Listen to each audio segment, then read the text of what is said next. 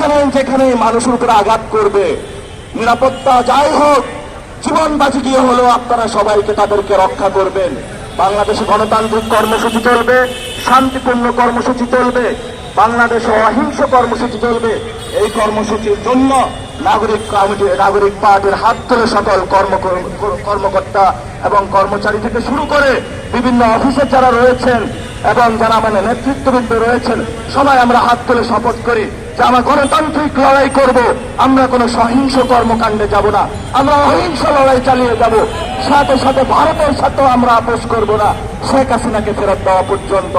এবং বাংলাদেশে ভারত নয়, কোন দেশের আধিপত্য ইনশাল্লাহ আমরা মেনে নিব না এবং জুলাইয়ের স্পিরিটকে ধারণ করে রাজপথে আমরা আমাদের অবিচল লড়াই চালিয়ে যাব।